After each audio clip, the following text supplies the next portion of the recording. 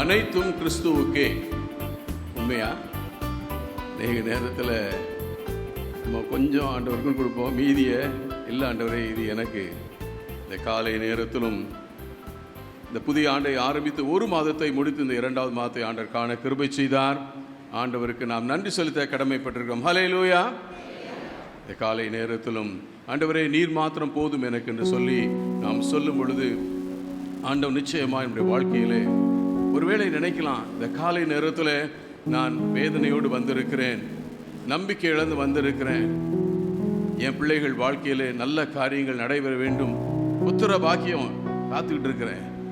அன்பு தேவனுடைய பிள்ளைகளே, ஆண்டவனுடைய வாழ்க்கையிலே இருக்கும் பொழுது அதைத்தான் முதல் தேதி அன்று நாம் தியானித்தோம். உம்மை உறுதியாய் பற்றி கொண்ட மனதையுடையவன் உம்மையே நம்பியிருக்கிறபடியால், ஆண்டவரே நம்பி இருக்கும்போது ஆண்டவர் நிச்சயமாய் வாழ்க்கையில எல்லாவற்றையும் அதன் காலத்தில் அவர் நேர்த்தியாய் செய்திருக்கிறார். He has done everything. Already has done. கண்களை மூடி நம்ம இந்த காலையின் அற்புதத்தின் நேரத்தில் ஆண்டவர் நம்மை அவர் கொண்டு வந்திருக்கிறார். ஒருவேளை நினைக்கலாம், நான் இன்னைக்கு ஆலயத்துக்கு வந்தது என்னுடைய முயற்சி. ஆனால் more than that, it is God who has brought us this morning. Hallelujah.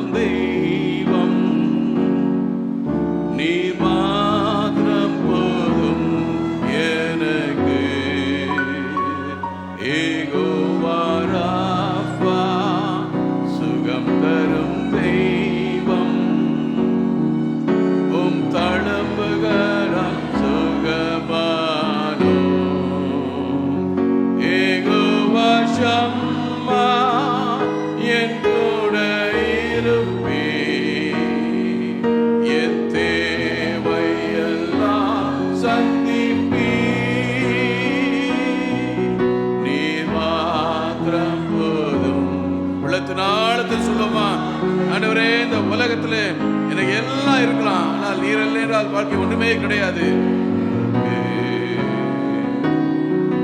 நீர் மாத்திரம் போதும், நீர் மாத்திரம் போதும், நீர் மாத்திரம் போதும் எனக்கு.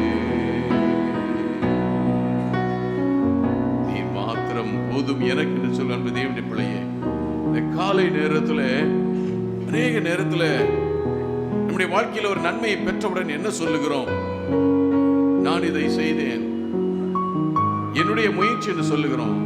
ஆனால் ஆண்டவர் நம்மை அற்புதமாய் வழிநடத்தி இருக்கிறார்.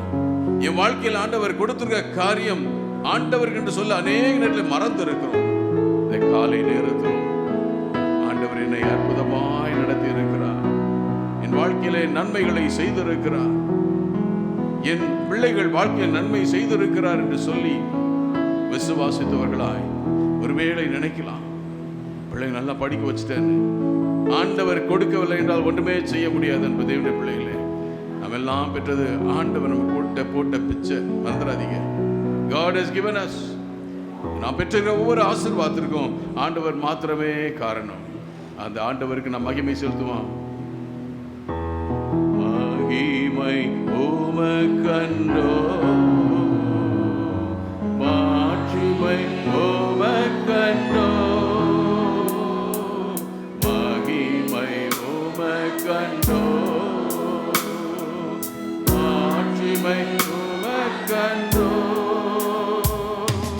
துதியும் புகழும் ஸ்தோத்திரமும் தூயவர் உமக்கன்றோ. துதியும் புகழும் ஸ்தோத்திரமும் தூயவர் உமக்கன்றோ. கைகளை விட்டு சொல்லுமா? ஆராதனை,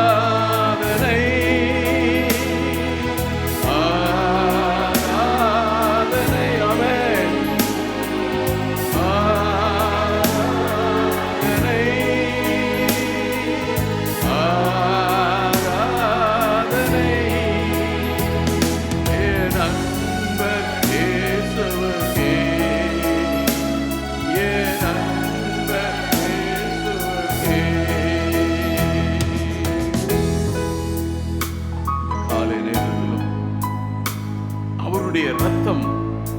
நம்மை கழுவி சுத்திகரித்திருக்கிறது.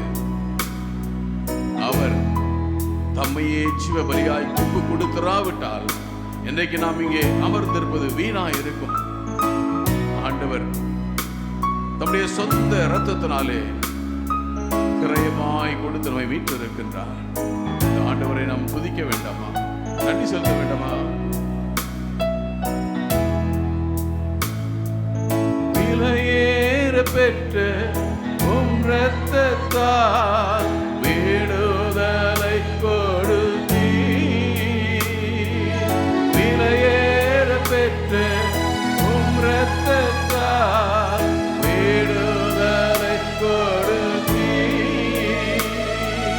ராஜாக்களாக லேவியராக உமக்கென தெரிந்து கொண்டீர். ராஜாக்களாக லேவியராக உமக்கென கைகளை வந்தி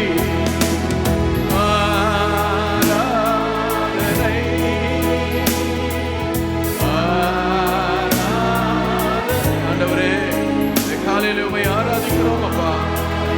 எங்களை நீர் அற்புதமாய் வழிநடத்தி வந்திருக்கிறீர். ராஜாக்களாக லேவியராக தெரிந்து கொண்டீரே, ஸ்தோத்திரிக்கிறோம்.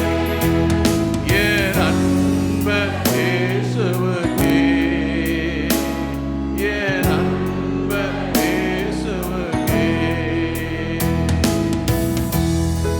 காலை நேரத்திலும் கடந்த மாதம் முழுவதும் ஆண்டவர் செய்த நன்மைகளை திரும்பி பார்ப்போமா? அவர் செயல்கள் அற்புதமானவைகள். ஒருவேளை நினைக்கலாம், என் வாழ்க்கையில் இதை இழந்தேன் ஐயா, என் அன்புக்குரியவர்களை நான் இழந்தேன். நிச்சயமாய் கடினமான காரியமானால் அதன் மத்தியிலேயும் ஆண்டவர் நம்மை ஆறுதல் படுத்துகிறவராய் இருந்தார். அதிலிருந்து நாம் மீண்டு வரும்படி உதவி செய்தார். அவருடைய செயல்கள் அதிசயம்.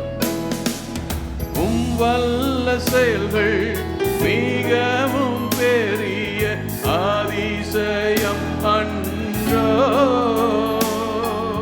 உம் வல்ல செயல்கள் மிகவும் பெரிய அதிசயம் அன்றோ. உம் தூய வழிகள் நேர்மையான சத்திய தீபமன்றோ.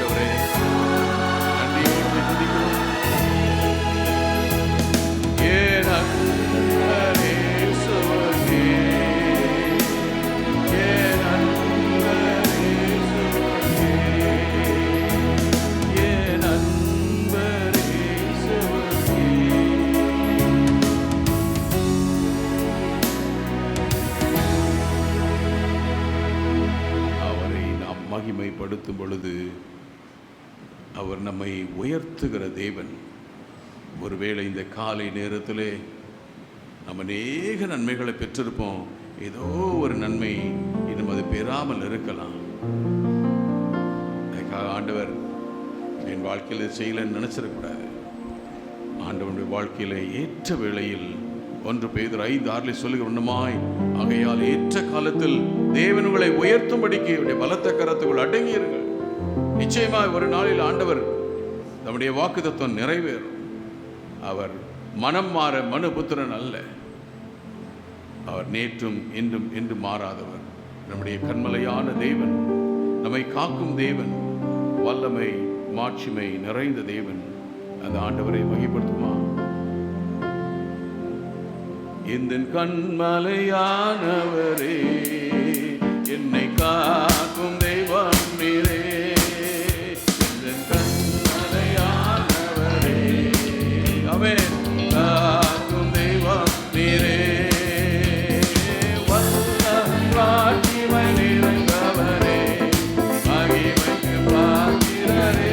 அவன் இந்த காலை நேரத்தில் வல்ல வல்லமை மாட்சிமை நிறைந்த தேவன், மகிமைக்கு பாத்திரரே. கைகளை உயர்த்தி ஆராதனை உமக்கு. ஆண்டவரே, இந்த காலை ஆராதனை ஒருவருக்கு மாத்திரமே அப்பா. நாங்கள் வந்தது வீணாய் போக கூடாது. ஆராதனை உமக்கு, ஆராதனை உமக்கு,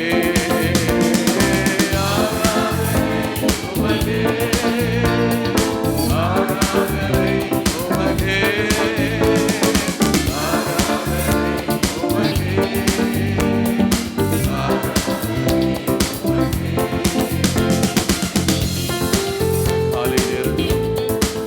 ஆண்டவர் நம்மை ஜீவனோடும் சுகத்தோடும் பலத்தோடும் கொண்டு வந்திருக்கிறார். உடைய பலவீனங்கள் மத்தியிலே வந்திருக்கலாம், சுகவீனங்கள் மத்தியிலே வந்திருக்கலாம். நீண்ட காலமாய் இந்த சுகவீன வழியை கடந்து சென்று கொண்டிருக்கிறது. இதை தாங்கக்கூடிய பலனை தந்திருக்கிறாரே, இந்த ஆண்டவரை நாம் ஸ்தோத்திரிக்க வேண்டாமா?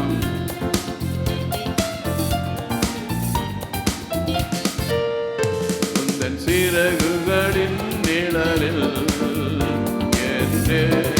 மாகிடச் செய்தி, உந்தன் சிறகுகளின் நிழலில் மாகிடச் செய்தி.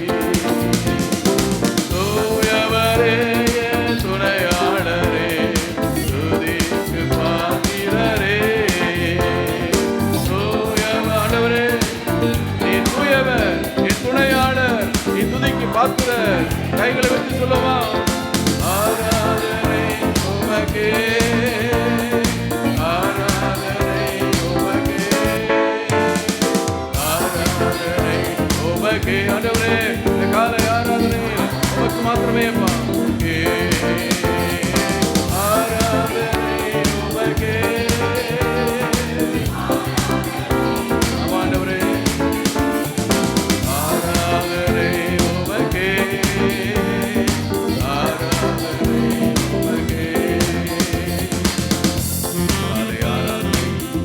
ஆண்டவர் ஒருவருக்கு மாத்திரமே. ஏன் தெரியுமா? நாம் அவருக்கு உபகாரம் செய்யல, அவர் நமக்கு செய்த உபகாரங்கள் நமக்கு அன்றன்றுள்ள தேவைகளை சந்தித்தார். நம்முடைய போராட்டங்களிலே துணையாய் இருந்திருக்கின்றார். நம்முடைய எதிர்கால திட்டங்களை அவர் செயல்படுத்த வல்லமுள்ளவராய் இருக்கின்றார். ஆண்டவரை உறுதியாய் பற்றிக் கொள்ளுமா?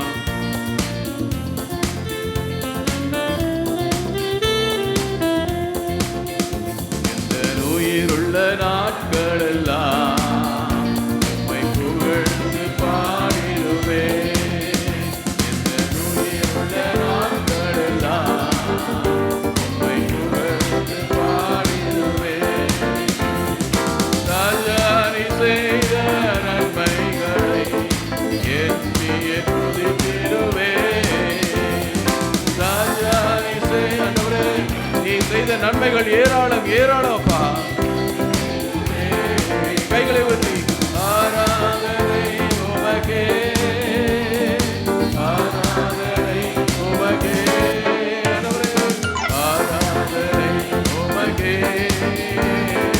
ஆராதனை உமக்கே, ஆராதனை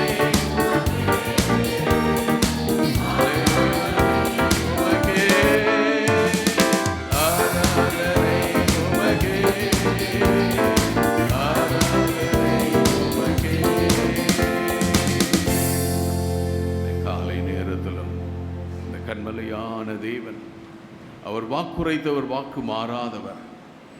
ஒருவேளை இந்த காலை நேரத்தில் உடைக்கப்பட்ட உள்ளத்தோடு வந்திருக்கிறீர்களா? ஆண்டவர் எனக்கு இதுவரைக்கும் இந்த செயலையே, என் வாழ்க்கையில் இதை எப்பொழுது கொடுக்க போகிறார்? ஒருவேளை இந்த காலையில் என் பிள்ளைகளுக்கான நல்ல வேலை தேடிக்கொண்டிருக்கிறேன், கிடைக்கலையா என்று வேதனையோடு நம்ப தேவனுடைய பிள்ளையே, என் பிள்ளைகளுக்கு திருமணத்திற்காய் காத்து கொண்டிருக்கிறேன், நடக்கலையே, இயக்கத்தோடு வந்திருக்க அன்பு தேவனுடைய பிள்ளை, ஆண்டவர் நம் ஒவ்வொருடைய இயக்கங்களை தேவைகளை அறிந்திருக்கின்றார். வான பூமி ஒளிந்து போகலாம், ஆனால் தேவனுடைய வாக்குத்தத்தம் ஒருபோதும் மாறாது. என் நாமத்தினாலே நீங்கள் எதை கேட்டாலும் அதை செய்வேன் சொன்ன தேவன், அவர் ஏற்ற வேளையில் செய்ய வல்லவர்.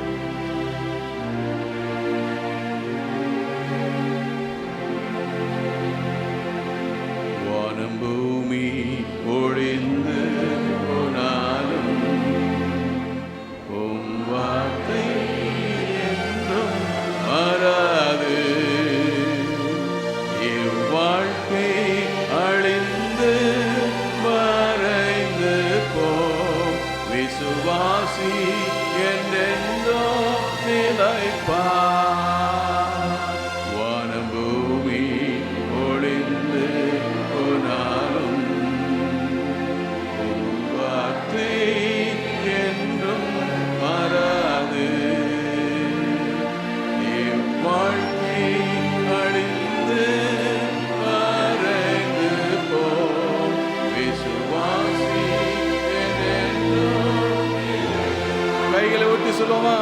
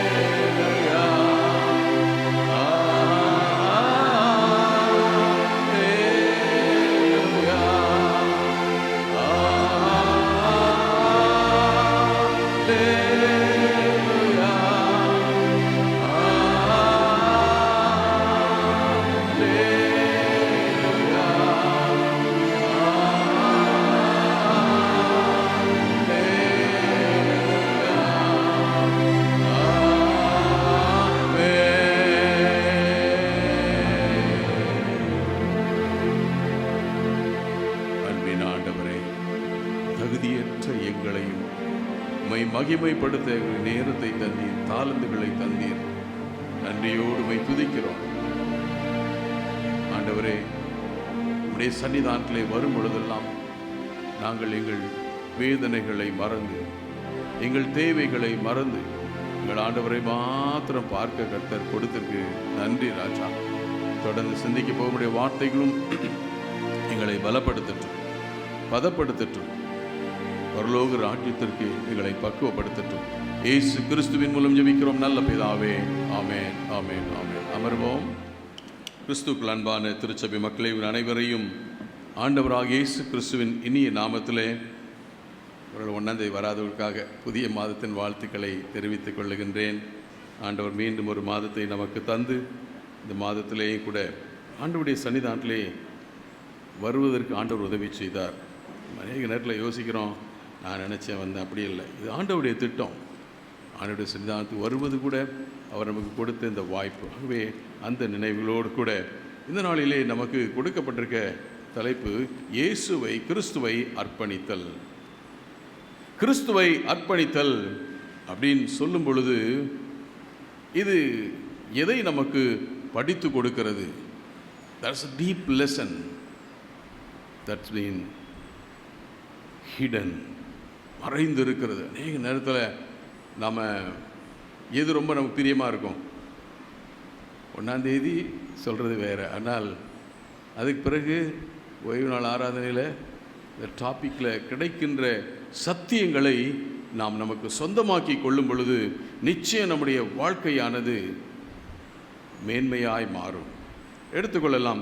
லேவியராகமம் 12ஆம் அதிகாரம் 3ஆம் வசனத்தையும் 6ஆம் வசனத்தையும் வாசிங்கள். லேவியராகமம் 12ஆம் அதிகாரம் 3, 6.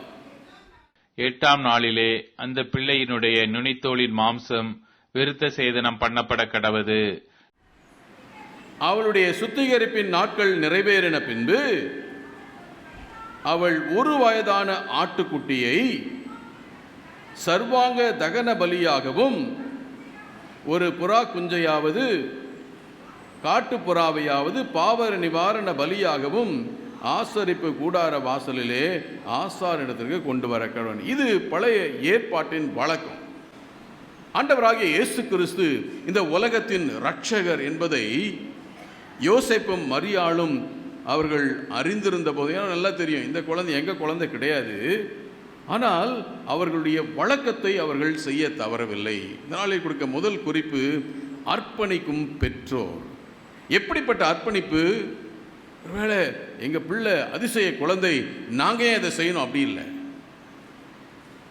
ஆண்டவருடைய அர்ப்பணிப்பு, அவரை கிறிஸ்துவை அர்ப்பணித்தல் படித்து கொடுக்குற பாடம் தெரியுமா? அந்த கீழ்ப்படிதல், தாழ்மையை. They obey the Lord. They obeyed it and that's why they are bringing it. அதை தான் நாம் பார்க்கின்றோம். இங்கே குறிப்பாக வாசிப்பட முதல் வேத பகுதிக்கு திரும்பும் என்றால் அதை அன்னாள் செய்கின்றாள். அவள் பண்ண பொருத்தனை முடிந்த பிறகு அவள் செய்கின்ற காரியம் என்ன? 1 சாமுவேல் 1 அதிகாரம் 19-20 வசனங்களை வாசியுங்கள். அவர்கள் அதிகாலையில் எழுந்து கர்த்தரை பணிந்து கொண்டு ராமாவில் இருக்கிற தங்கள் வீட்டுக்கு திரும்பி போனார்கள். எல்கானா தன் மனைவியாகி அன்னாளை அறிந்தான். கர்த்தர் அவளை நினைத்தருளினார். சில நாள் சென்ற பின்பு அன்னாள் கர்ப்பவதியாகி ஒரு குமாரனை பெற்று கர்த்தரிடத்தில் அவனை கேட்டேன் என்று சொல்லி அவனுக்கு சாமுவேல் என்று பெயரிட்டாள். இப்போ 24 வசனம். அவள் அவனை பால் மறக்க பண்ணின பின்பு 3 காளைகளையும் 1 மரக்கால் மாவையும் அவள் அவனை பால் மறக்க பண்ணின பின்பு 3 காளைகளையும் 1 மரக்கால் மாவையும் 1 துருத்தி திராட்சை ரசத்தையும் எடுத்துக்கொண்டு அவனையும் கூட்டிக் கொண்டு, ஆமா பாருங்க, அதாவது அதுதான் வழக்கம். அவளுடைய பொருத்தனை கொடுக்க போறா. ஆனா அந்த குழந்தையை அப்பதான் ஃபர்ஸ்ட் டைம் கொண்டு போறதுனால அது நியாயப்பிரமாணத்தின் சட்டம். அருமையானவர்களே, ஒருவேளை இது அன்னாள் செய்வது தவறல்ல. ஆனால் ஆண்டவராக இயேசு கிறிஸ்துவை அங்கே அர்ப்பணிப்பதன் நோக்கம் என்ன? அவர்கள் கீழ்ப்படுகின்றார்கள், தங்கள் தாழ்மையை வெளிப்படுத்துகின்றார்கள்.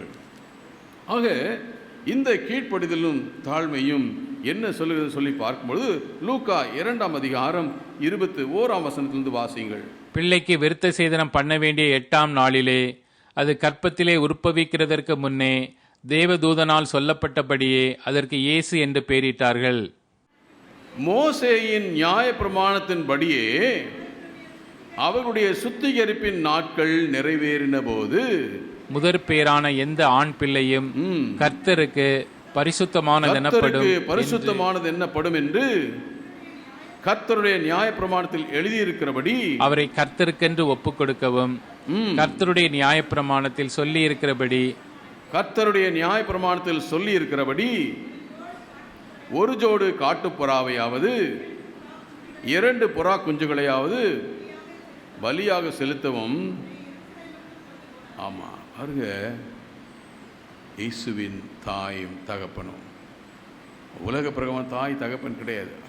அதை அறிந்த பொழுதும் நியாய பிரமாணத்துக்கு கீழ்ப்படுகிறார்கள்.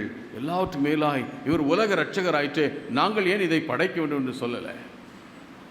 அந்த தாழ்மை, ஆண்டவரை அர்ப்பணிக்கின்ற காரியத்திலே பெற்றோருக்கு இருந்த தாழ்மையும் கீழ்ப்படிதலையும் நாம் அறிந்து கொள்ள வேண்டும். இன்றைக்கு பெற்றோராகி நாம் நம்முடைய பிள்ளைகளை எந்த வழியிலே கொண்டு செல்லுகிறோம்? Let's begin with that question. அநேக நேரத்தில் நம்முடைய பிள்ளைகளை குறித்து நாம் எப்பவுமே என்ன சொல்லுவோம்? ரொம்ப பெருமையாக பேசுவோம். நல்ல காரியங்களை குறித்து பேச தப்பு. ஆனால் என்ன, ஆண்டவருடைய வழியிலே நாம் வளர்க்க வேண்டும். ஆண்டவருடைய வழியிலே வளர்க்க வேண்டும். that's very important. இங்கே அதற்காக தான் ஆண்டவராக இயேசு கிறிஸ்துவை அங்கே பெற்றோர் அர்ப்பணிக்கிறார்கள். அந்த தாழ்மை, அந்த கீழ்ப்படிதல் நமக்கு இருக்க வேண்டியது அவசியமாக இருக்குது. அர்ப்பணிக்கும் பெற்றோர், the dedication of the parents. இங்கே குறிப்பாக அதில் காணப்படுகிற ஆழமான சத்தியத்தை நாம் சிந்திக்க இருக்கின்றோம். தொடர்ந்து வாசிக்கலாம். லூக்கா எழுதின சுவிசேஷம் 2 அதிகாரம் 25 வசனத்தை வாசிங்கள். அப்பொழுது சிமியோன் என்னும் பெயர் கொண்ட ஒரு மனுஷன் எருசலேமில் இருந்தான். அவன் நீதியும் தேவ பக்தியும் உள்ளவனாயும் இஸ்ரவேலின் ஆறுதல் வர காத்திருக்கிறவனாயும் இருந்தான். பாருங்க, இங்கே ஆண்டவராகிய இயேசு கிறிஸ்துவை அர்ப்பணிக்கும்படியாய் ஆலயத்திற்கு கொண்டு செல்வதற்கு முன்பதாக அங்கே ஒரு மனிதன் வருகின்றான். சிமியோன் பேர் கொண்ட வருஷன் எருசலேமில் இருந்தான். அவன் நீதியும் தேவ பக்தியும் இஸ்ரவேலின் ஆறுதல் வர காத்திருக்கனாயும் இருந்தான். அவன் மேல் பரிசுத்தாவி இருந்தார். இப்போ இன்னொருத்தர் 26 வசனத்தை வாசிங்க. கர்த்தருடைய கிறிஸ்துவை நீ காணும் முன்னே மரணமடைய மாட்டாய். பாருங்க, அதான் சொன்னேன், இயேசுவின் பெற்றோர் அவர் உலக இரட்சகர் என்பதை அறிந்தும் கீழ்ப்படிதலோடு தாழ்மையோடு அங்கே அவரை அர்ப்பணிக்கின்றார்கள். இங்கே பார்க்கின்றோம், ஒரு பெரிய மனிதன், எருசலேமில் இருந்த நீதியும் தேவ பக்தி உள்ள மனிதன் அவன் என்ன செய்யப்படுகிறான்? 27ஆம் வசனத்தை வாசிங்க. அவன் ஆவியின் ஏவுதலினால் தேவ ஆலயத்தில் வந்திருந்தான். அவன் ஆவியின் ஏவுதலினால் தேவாலயத்திலே வந்திருந்தான். வாசிங்க. இயேசு என்னும் பிள்ளைக்காக நியாயப்பிரமாண முறைமையின்படி செய்வதற்கு தாய் தகப்பன்மார் அவரை உள்ளே கொண்டு வருகையில். ஆமா, பாருங்க, இங்கே முதலாவது நான் சொன்னேன் அர்ப்பணிக்கும் பெற்றோர். இரண்டாவது குறிப்பு அறிக்கையிடும் அடியவர். என்ன அறிக்கை சொல்ல போற? இனிமேல் தான் பாருங்க. அவன் பரிசுத்த ஆவினாலே வந்திருந்தான். அவனுக்கு ஆண்டவர் ஏற்கனவே சொன்னது என்ன? கர்த்தருடைய கிறிஸ்துவை காணுமுனே நீ மரணமடைய மாட்டாய் என்று அவனுக்கு அறிவிக்கப்பட்டிருக்கிறது. இப்போ எப்படி வரான்? 27ஆம் வசனத்தில் அவன் ஆவியின் ஏவுதலினால் தேவாலயத்தில் வருகிறான். வந்தவன் தான் என்ன பண்றான்? அறிக்கை பண்ணுகிறான். 28ஆம் வசனத்தை வாசிங்க. தன் கைகளில் ஏந்தி கொண்டு தேவனை ஸ்தோத்தரித்து உமது வார்த்தையின்படி. ஆமா, பாருங்க, ஆண்டவரே உமது வார்த்தையின்படி. யோசித்து பாருங்க. யோசேப்பும் மரியாளும் இதை அறிந்திருந்த பொழுதும் தங்கள் தாழ்மையை கீழ்ப்படிதலை வெளிப்படுத்தும் பொழுது இங்கே பார்க்கின்றோம் ஆண்டவருடைய வல்லமை. ஒன்று மறந்துடாதீங்க, நம்முடைய பிள்ளைகளை நாம் ஆண்டவருக்குள்ளாய் கீழ்ப்படிதலோடு தாழ்மையோடு கொண்டு செல்லும் பொழுது ஆண்டவனுடைய பிள்ளைகள் வாழ்க்கையிலே உயர்வான காரியங்களை தருவார், உயர்வான காரியங்களை வெளிப்படுத்துவார். அநேக நேரத்தில் நம்ம என்ன செய்கிறோம்? அதை மறந்து விடுகிறோம். சரி, அங்கே என்ன சொல்கிறான்? ஆண்டவரே உமது வார்த்தையின்படி உமது அடியேனை இப்பொழுது சமாதானத்தோடு போக விடுகிறீர். அவர் எப்படிப்பட்ட இருக்க போறார்? வாசிக்க தொடர்ந்து. புறஜாதிகளுக்கு பிரகாசிக்கிற ஒளி. ஏன் அப்படி அங்கே சொல்லுகின்றார்? ஆவின் ஏவுதலால். யூத குலம் என்ன நினைச்சது? மேசியா என்கிற ஒருவர் வருவார், அவர் தங்களுக்கு மாத்திரம்தான். They thought exclusively the Messiah only for them. அப்படி அல்ல, இந்த உலகம் அனைத்திற்கும் அவர் மேசியாவாக, அபிஷேகம் பண்ணப்பட்டவராக, இந்த உலகத்தை ரட்சிக்கிறவராக அவர் வந்திருக்கிறார் என்பதை இங்கே சிமியோன் சொல்லுகிறார். புறஜாதிகளுக்கு பிரகாசிக்கிற ஒளியாகவும்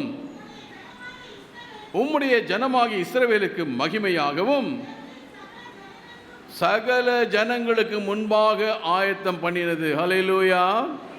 இன்னைக்கு ஒருவேளை நம்மை பார்த்து இந்த உலகமே பொறாமப்படலாம், நமக்குள்ள சண்டை இருக்கும், அது வேற, தட் இஸ் டிஃபரண்ட். ஆனால் நம்முடைய விசுவாசத்தை பார்த்து, நம்முடைய பல்வேறு செயல்பாடுகளை பார்த்து நம்ம மேலே இப்போ என்ன வளர்ந்துடுறான் வளர்ந்துடுறான் வளர்ந்துடுறான் பார்த்தாலே நீங்கள் ஒன்றும் இல்லை, அவங்க வீட்லேயே பக்கத்தில் இருக்குன்னா செய்வாங்க. நம்ம கொஞ்சம் நல்ல வளர்ச்சி அடைஞ்சால் ஆண்டவர் அந்த மக்களுக்கு என்ன செய்ய முடியாது? அதை ஏற்றுக்கொள்ளவே முடியாது. ரைட், இங்கே பார்க்கின்றோம் ஆண்டவர் என்ன செய்கிறாராம்? சகல ஜனங்களுக்கும் ஆயத்தம் பண்ணப்பட்டிருக்கிறார். இன்னைக்கு உண்மையிலேயே எத்தனையோ பேர் ஆண்டவருடைய வல்லமை புரிந்து கொள்கிறார்கள். எங்கேயும் போறீங்க? இந்த ஆலயத்தில் பல நேரங்களில் வார நாட்களில் வருகின்ற அநேகர் ஆண்டவருடைய வல்லமையை வந்து ஜெபித்து கொண்டு போகின்ற காட்சியை வருகிறவர்களுக்கு தெரியும். ஆண்டவர் அனுப்புகின்றார், மறந்துடாதீங்க. இன்னைக்கு உங்களையும் அப்படி கருவிகளை வச்சிருக்கார். நாமளுக்கெல்லாம் என்ன, எனக்கு இது கிடையாது அது கிடையாது போயிடுறோம். அப்படி இல்லை. God has kept us as instruments to be a light for other people. மறந்துடாதீங்க. ஆக நம்முடைய ரட்சணித்தை என் கண்கள் கண்டது என்று சொன்ன பிறகு என்ன செய்யறாங்க? வாசிங்க அடுத்த வசனம். அவரை குறித்து சொல்லப்பட்டவைகளுக்காக யோசேப்பும் அவருடைய தாயாரும் ஆச்சரியப்பட்டார்கள். யோசேப்பு தாயாரும், என்னடா அது, நாம் வழக்கமாக வந்தோம், நம்முடைய கட்டளை நிறைவேற்ற வந்தோம், கீழ்ப்படிதலோடு வந்தோம், ஆனால் இவர் உலக இரட்சகர் என்பதை இவர் அறிவிக்கிறாரே. அதுதான் தேவனுடைய வல்லமை. அன்பு தேவனுடைய பிள்ளைகளே, அறிக்கையிடுகின்றார் சிமியோன். இன்னொரு அறிக்கை யார் என்று சொல்லி நாம் பார்க்கும் பொழுது அதுக்கு முன்பதாக இன்னொரு வசனத்தை வாசிக்கணும். அவர் சொல்லுகின்றார், இப்படிப்பட்ட காரியங்களை சொல்லிவிட்டு 34ஆம் வசனத்தை வாசிங்க. பின்னும் சிமியோன் அவர்களை ஆசீர்வதித்து அவருடைய தாயாகிய மரியாளை நோக்கி இதோ அநேகருடைய இருதய சிந்தனைகள் வெளிப்படத்தக்கதாக இஸ்ரவேலில் அநேகர் விழுகிறதற்கும் எழுந்திருக்கிறதற்கும் விரோதமாய் பேசப்படும் அடையாளம் ஆவதற்கும் இவர் நியமிக்கப்பட்டிருக்கிறார். ஐயா, இப்போ நீங்கள் வாசிங்க 35 வசனத்தை.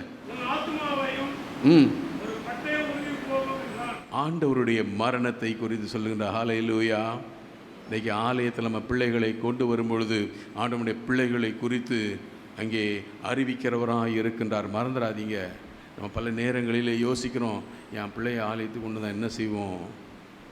அன்பு தேவனுடைய பிள்ளைகளே, இந்த பிள்ளைகளை எப்படியா ஆலயத்திற்கு கொண்டு வர முயற்சிங்கள். ஏன்னா இந்த காலத்தில் ரொம்ப கஷ்டம், நிச்சயமாக கஷ்டம்தான். ஆனால் பிள்ளைகளை குழந்தை பருவத்திலேயே வளர்க்க வேண்டும். ரைட், இங்கே பார்க்கின்றோம். அந்த அறிக்கையோடு நிற்கல, அதை தொடர்ந்து நடைபெறுகின்ற காரியம் என்ன? வாசிங்க 36 வசனத்தையும் வாசிங்களேன்.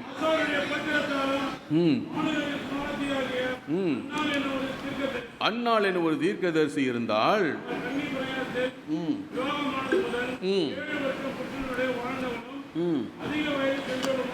38 வசனத்தை வாசிங்க.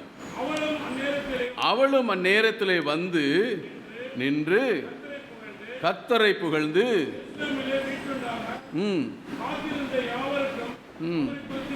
பாருங்க, இஸ்ரவேலிலே எருசலேமிலே மீட்புண்டாக காத்திருந்த யாவருக்கும் அவரை குறித்து பேசுகின்றாள். அறிக்கை. அன்பு தேவனுடைய பிள்ளைகளே, காரணம் என்ன? இந்த உலக இரட்சகரை அந்த பெற்றோர் அர்ப்பணித்தார்கள், இங்கே அறிக்கையிடுகின்றார்கள். இப்போ மூன்றாவதாக வேலை ரொம்ப சந்தோஷம். ஆனால் நம்முடைய கடமை என்ன? நாம் என்ன செய்யணும்? அடியவர்களாக நம்முடைய அர்ப்பணிப்பு எப்படி இருக்க வேண்டும்? எடுத்துக்கொள்ளலாம். அப்போஸ்தலன் பவுல் ரோமருக்கு எழுதின நிருபம் 12ஆம் அதிகாரம் 1ஆம் வசனத்தை வாசியுங்கள். அப்படி இருக்க சகோதரரே, நீங்கள் உங்கள் சரீரங்களை பரிசுத்தமும் தேவனுக்கு பிரியமுமான ஜீவ பலியாக ஒப்புக்கொடுக்க வேண்டுமென்று தேவனுடைய இரக்கங்களை முன்னிட்டு உங்களை வேண்டிக் கொள்கிறேன். இதுவே நீங்கள் செய்யத்தக்க புத்தியுள்ள ஆராதனை. அப்படி இருக்க சகோதரரே, நீங்கள் உங்கள் சரீரங்களை பரிசுத்தமும் தேவனுக்கு பிரியமுமான ஜீவ பலியாக ஒப்பு கொடுக்க வேண்டும் என்று இரக்கங்களை முன்னிட்டு வேண்டிக் கொள்ளுகிறேன்.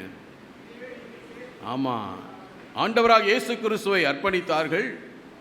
சிமியோனும் அன்னாளும் அறிக்கை விடுத்தார்கள். இப்போ நம்முடைய அர்ப்பணிப்பு எப்படி இருக்கணும்? நீங்கள் ஒருவேளை இங்கே சகோதரன் சொல்லும் பொழுது it's a collective noun in the Greek and Hebrew way of saying. ஆகவே சகோதரர் சகோதரிகள் அடங்குவது உண்டு. ஆக உங்கள் சரீரங்களை பரிசுத்தமும், அன்பு சகோதரர்களே சகோதரிகளே, நீங்கள் உங்கள் சரீரங்களை பரிசுத்தமும் தேவனுக்கு பிரியமான ஜீவபலி. ஏன் நம்முடைய சரீரத்தை தேவனுக்கு பிரியமாய் கொடுக்கணும்? வாசிக்கலாம். 1 கொரிந்தியர் 6ஆம் அதிகாரம் 19-20 வசனங்களிலே அங்கே வேதம் என்ன சொல்கிறது? வாசிங்கள். உங்கள் சரீரமானது நீங்கள் தேவனாலே பெற்றும் உங்களில் தங்கியும் இருக்கிற பரிசுத்த ஆவியினுடைய ஆலயமாய்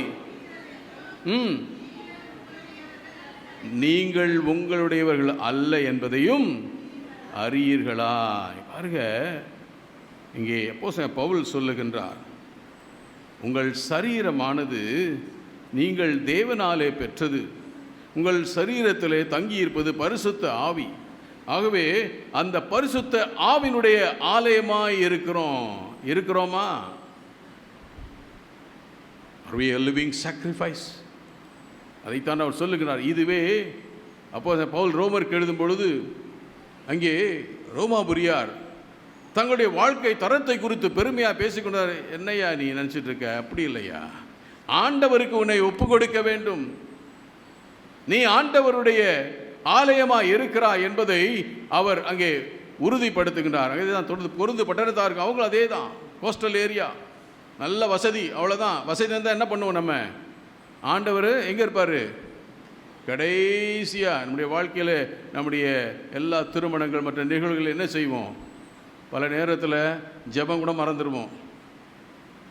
காசு இல்லைன்னா, இது இல்லைன்னா, அது இல்லைன்னா ஜெபம் இருந்துச்சுன்னா எல்லாம் பேசி முடிச்சு ஐயோ ஜெபம் பண்ண மறந்துட்டோமே. என்ன மறந்துட்டோம்? ஜெபம் பண்ண சொல்லுங்களேன். நீங்கள் மறக்கவே இல்லையா? நல்லா யோசிச்சு பாருங்கள். நீங்கள் பண்ணலன்னு சொல்லவே மாட்டேன். பல நேரங்கள் அப்படி செய்கின்றோம். அதைத்தான் நீங்கள் சொல்லுகின்றார்.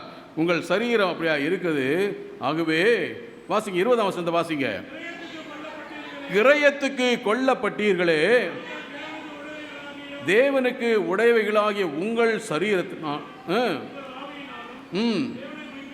தேவனை மகிமைப்படுத்துங்கள். பாருங்க, அங்கே யோசேப்பும் மரியாளும் அந்த கட்டளை என்ன? ஆண்டவரை மகிமைப்படுத்தும்படியாய் கொண்டு வருகின்றார்கள். சிமியோனும் அன்னாளும் அதைத்தான் அறிக்கையாய் கூறுகின்றார்கள். அடியவர்களாகிய நம்முடைய அர்ப்பணிப்பு, இன்னைக்கு ஆலயத்துக்கு நான் வந்திருக்கிறேன், தேவனுக்கு பிரியமான அநேக நேரத்தில் வருத்தமான காரியம் ஒருவேளை செய்யலாம், தப்பு இல்லை. ஆலயத்துக்குள்ளே உட்காந்து மொபைலில் சேட் பண்ணுறோம். ஆலயத்துக்குள்ளே ஏன்னா காரணம் எங்க? முன்னால் உட்காந்தா பார்த்துருவாங்க, செய்ய மாட்டோம். நான் ஒரு ஆலயத்தில் பணியாற்றி கொண்டிருந்தேன். இந்த ஆலயத்தில் ஒரு பிள்ளை என்ன பண்ண தெரியுங்களா? தம் புக்கை இந்த நோட்ஸ் எடுத்துகிட்டு பைபிளுக்குள்ளே வச்சுக்கிட்டு எங்கே படிக்கிறது? ஆலயத்தில் தான் படிப்பாங்க. அருமையானவர்களே, நாம் எப்படி இருக்கிறோம்? ஒருவேளை நாம் பெரிய அற்புதம் அடையாளம் செய்கிறவராக இருக்க வேண்டிய அவசியம் அல்ல. என் வாழ்க்கையிலே குறைகள் இருக்கலாம். ஆனால் ஒன்று, நான் ஆண்டவரை ஆராதிக்க வரும் பொழுது நான் பரிசுத்தமும் அவருக்கு பிரியமான ஜீவ பலியாய் என்னை ஒப்பு கொடுக்கின்றேனா? இன்னைக்கு ஆலயத்துக்குள்ள உட்காந்துக்கிட்டு எதையும் யோசிச்சுட்டு இருப்போம். நான் அடிக்கடி சொல்லுவேன், நம்முடைய ஆலயத்தில் கொஞ்சம் மார்க்கெட்டு தூரம் இருக்குது. பொதுவாக சிட்டிலெலாம் பார்த்திங்கன்னா அந்த மார்க்கெட்டு பக்கத்துலேயே இருக்கும். நற்கருணை நேரத்தில் என்ன செய்வாங்க தெரியுமா? முடிஞ்ச உடனே அடித்து புரண்டு வருவாங்க. வந்த உடனே நம்ம வழக்கம் போல் இங்கே சென்னை பேராயத்தில் முதல்ல பெண்கள், அப்புறம் ஆண்கள். ஸோ ஆண்கள் முடித்த உடனே துப்புன்னு போயிட்டே இருப்பாங்க. என்னடான்னா, பைபிள் கொண்டு வராங்களோ பாட்டு புக் கொண்டு வராங்களோ, இப்போ நமக்கு எல்லாம் இருக்குது, கொடுக்குறாங்க. கையில் ஒரு பை இருக்கும். எதுக்கு எங்கள் வீட்டம்மா திட்டுவாங்கய்யா, சீக்கிரம் போய் நல்ல கறி வாங்கணும். ஆமாம், அதே தான் அன்பு தேவனுடைய பிள்ளைகளே. இன்றைக்கி ஒருவேளை அநேக நேரங்களிலே நாம் அவர் சரியில்லை இவர் சரியில்லை, I always take it personally. நான் ஆண்டவருக்கு முன்பாக உண்மையாய் பரிசுத்தமும் ஜீவன் அவருக்கு பிரியமான பலியாய் இருக்கிறேனா? இன்னைக்கு ஒருவேளை நினச்சிட்டு இருக்கோம், நான் பெரிய ஆவிக்குரிய வாழ்க்கையில் வளர்ந்துட்டேன்னு. நாம் ஆலயத்துக்குள்ளே உட்காந்துக்கிட்டு நம்ம என்ன செய்கிறோம்?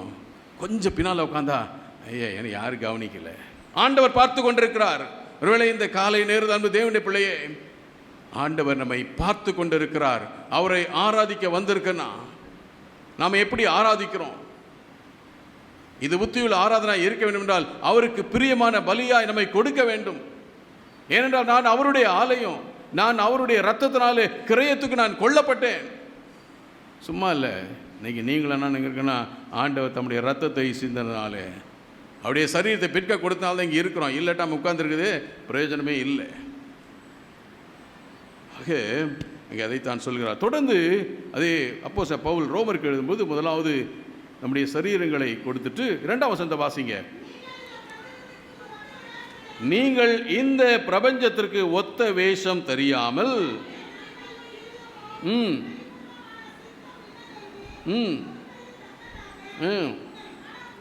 உங்கள் மனம் புதிதாகிறதுனாலே, ஆமா போதுமா மறுரூபமாகுங்கள்.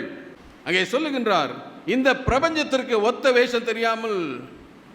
நான் ரொம்ப அப்படியே பக்தி போல ஹல்லேலூயா சோத்திரம் சோத்திரம் சோத்திரம்.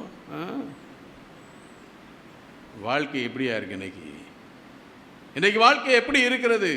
ஆண்டவருக்கு பிரியமான வாழ்க்கை வர வெளிப்புறமாய் காட்டிக்கலாம். My personal life. ஒருவேளை நம்மை பற்றி மற்றவர்கள் சொல்லலாம், ஐயோ உங்க ரொம்ப பக்தி உள்ளவர்கள். ஆனால் நான் உண்மையை பக்தி உள்ளவனா இருக்கிறேனா கேட்டுக்கணும். நம்மே கேட்டுக்கொள்ள வேண்டும். மற்றவங்க நம்ம சர்டிஃபிகேட் தர வேண்டாம். சொல்லுவாங்க, ஐயோ உங்க ரொம்ப பக்தி. ஆண்டவர் பார்த்து சொல்லாரு, என்னையா பக்தி உனக்கு? உங்கள் மனம் அங்கே சொல்லுகிறார், இந்த பிரபஞ்சத்துக்கு ஒத்த வேஷம் தெரியாமல் தேவனுடைய சித்தம் என்னன்னு அறிந்து செய்யும் பொழுது நாம் நம்முடைய சித்தம் என்னன்னு சொல்லி நாம் பார்ப்போம் என்றால், நான் சுருக்கமாக சொல்லி கடந்து சொல்லுகிறேன். அப்போஸ்தலன் பவுல் 4ஆம் அதிகாரம் எபேசியர் நிருபம் 4ஆம் அதிகாரம் 22ஆம் வசனத்தை மிகவும் அழகாக சொல்லுகிறார். வாசிங்க என்ன பண்ணணுன்ட்டு. முந்தின நடக்கைக்குரிய மோசம் போக்கும் இச்சைகளினாலே கெட்டு போகிற பழைய மனுஷன், our old mortal bodies should be buried, should be burnt. அது எரிக்கப்பட வேண்டும் சொல்லுகின்றார். பழைய மனுஷன் நீங்கள் களைந்து போட்டு உங்கள் உள்ளத்திலே புதிதான ஆவியுள்ளவர்களாகி மெய்யான நீதியிலும் பரிசுத்தத்திலும் புதிய மனுஷனை தரித்து கொள்ளுங்கள். must put on the new, put off the old. அதை தூக்கி போடணும். முடியுதா நமக்கு? பழசு அப்படியே பிடிச்சிக்கிட்டு இருக்கிறோம் இந்த காலை நேரத்தில். அதுதான் ஆண்டவர் நம்மை எதிர்பார்க்க நம்முடைய அர்ப்பணிப்பு. உலக இரட்சகரை அவர்கள் அர்ப்பணித்தார்கள். கட்டளையாக கீழ்ப்படிதலோடு தாழ்மையோடு செஞ்சாங்க. அங்கேதான் அந்த அர்ப்பணிப்பில் அறிக்கையிடுகின்றார்கள் சிமியோனும் அன்னாளும். இன்னைக்கு நீங்களும் நானும் அர்ப்பணிக்க வேண்டியது நம்முடைய சரீரத்தை பரிசுத்தமாய் அர்ப்பணிக்க அழைக்கப்படுகின்றோம். ஒருவேளை மற்றவர்கள் முன்பாக பரிசுத்தம் போல காட்டின அவசியமே கிடையாது. Don't worry about other people. நம்ம பிடிச்சதுன்னா ரொம்ப நல்லவங்க, நாங்கள் பிடிக்கலன்னா கேட்டவன் சொல்லிட்டு போயிட்டே இருப்பான். இந்த காலை நேரத்தில் ஆண்டவர் நம்முடைய வாழ்க்கை எதிர்பார்க்க அப்படிப்பட்ட அர்ப்பணிப்பை எதிர்பார்க்கின்றார். அவர் எதிர்பார்க்க அர்ப்பணிப்பு நம்முடைய வாழ்க்கையில் நாம் செய்யும் பொழுது ஆண்டவர் நம்முடைய வாழ்க்கையில் பெரிய காரியங்களை செய்ய வல்லமையுள்ளவராக இருக்கின்றார். அவர் நம்முடைய வாழ்க்கையிலே அற்புதங்களை செய்கிற தேவன். அவர் நம்முடைய வாழ்க்கையிலே எதிர்பார்க்க ஒன்றே ஒன்று, என் பிள்ளைகள் என்னோடு கூட அவர்கள் பயணிக்க வேண்டும், உண்மையாய் இருக்க வேண்டும். நான் நம்பிடும் தெய்வம் இயேசுவே, நான் என்றுமே நம்பிடுவேன். நான் நம்பிடும் தெய்வம் இயேசுவே, நான் என்றுமே நம்பிடுவேன். தேவனே ராஜனே தேற்றி என்னை தாங்கிடுவார். தேவனே ராஜனே தேற்றி என்னை தாங்கிடுவார். என் இன்ப துன்ப நேரம் நான் உம்மை சேருவேன். என் இன்ப துன்ப நேரம் நான் உம்மை சேருவேன். நான் நம்பிடுவேன். பாரில் உம்மை சார்ந்திடுவேன். என் இன்ப துன்ப நேரம் நான் உம்மை சேருவேன். ஆம் பிரியமானவர்களே, எல்லா நிலைகளிலும் ஆண்டவருக்கு நம்மை அர்ப்பணிக்கும் பொழுது, பரிசுத்தமும் தேவனுக்கு பிரியமான ஜீவ பலியாய் ஒப்பு கொடுக்கும் பொழுது, நம்முடைய மனம் புதிதாகும் பொழுது ஆண்டவர் நம்முடைய வாழ்க்கையை ஆசீர்வாதம் உள்ளதாய் மாற்றுகின்றார். ஒருவேளை நினைக்கலாம், என் வாழ்க்கையிலே நான் அவருக்காய் எல்லாவற்றையும் விட்டு என்னை அர்ப்பணித்து இருக்கிறேன், என் வாழ்க்கையிலே கிடைக்குமா? யோசிப்பு எல்லாவற்றையும் ஆண்டவருக்காய் விட்டான். ஆண்டவருடைய மறக்கவே இல்லை. ஒரு நினைக்கலாம், இவ்வளோ நாள் ஆண்டவருக்கு உண்மையாக இருந்தேன், எனக்கு மேன்மை கிடைக்கல, உயர்வு கிடைக்கல. நீ தொடர்ந்து பற்றிக்கொள், ஆண்டவனை உயர்த்துவார். அன்பின் பிதாவே, நன்றியோடுமை துதிக்கிறோம்.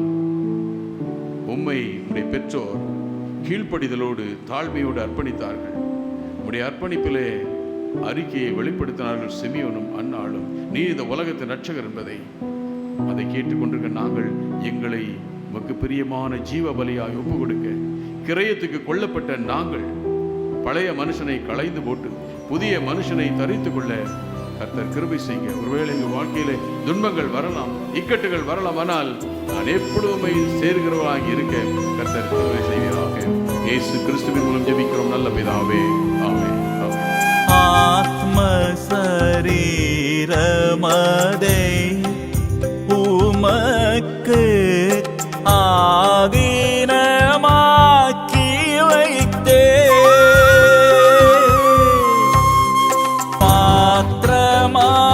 பாத்திரமாதாதை பாவித்து கொள்ள, பாத்திரமாதாதை